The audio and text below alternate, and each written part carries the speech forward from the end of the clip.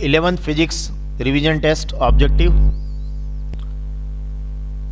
दो राशियों के निम्नलिखित जोड़ों में से किस जोड़े का विमीय सूत्र समान नहीं है? तो यहाँ तनाव और पृष्ठ तनाव का विमीय सूत्र समान नहीं है, बाकी सबके समान है। दाब बल बटे क्षेत्रफल होता है, A = I + J, B = I - J के बीच का कोण 90 डिग्री, क्योंकि ये दोनों A डॉट B करने पर ही जीरो हो जाएगा।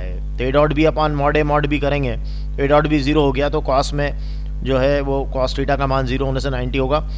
और कुल यांत्रिक ऊर्जा संरक्षित रहती है अगर निर्वात में गिर रहा है, और द्रव्यमान केंद्र चूड़ी का जो है उसके बाहर होता है। फिर वायुयान का वेग दुगना कर दें तो उसकी जो गतिज ऊर्जा है वो 4 गुनी हो जाएगी। घूर्णन अक्ष बदल जाने पर जड़त्वागुण बदल जाता है। किसी निश्चित दिशा में वस्तु द्वारा तय की गई दूरी को विस्थापन कहते हैं। सीवी रमन को रमन प्रभाव के लिए मतलब प्रकाश के प्रकीर्णन के लिए 1930 में नोबेल प्राइज़ मिला, और 1 माइक्रोन में 10⁻⁻6 मीटर होते हैं। फिर यहाँ अगर अपन देखें तो जो मंदन का हमारा जो मात्रक है वो मीटर/सेकंड² है, जो त्वरण का होता है। एक समान वृत्तीय गति में कण की जो गतिज ऊर्जा है वो अचर होती है। रॉकेट नोदन संवेग संरक्षण के सिद्धांत पर काम करता है। स्प्रिंग नियतांक का मान न्यूटन प्रति मीटर है, और गुरुत्वीय स्थितिज ऊर्जा mgh होती है। चलिए अब आगे बढ़ते हैं। तो यदि बल का मात्रक 1 न्यूटन, लंबाई का मीटर और समय का सेकंड है तो फिर ऐसा ही पद्धति है। द्रव्यमान का क्या होगा?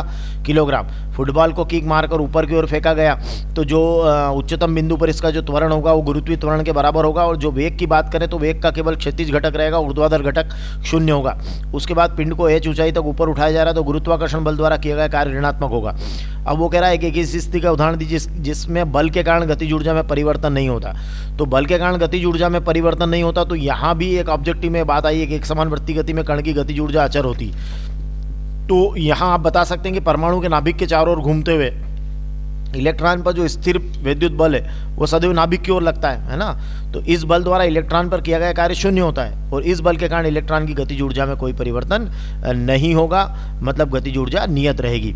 चलिए एक बार ये धड़कने से मानव हृदय औसतन 0.5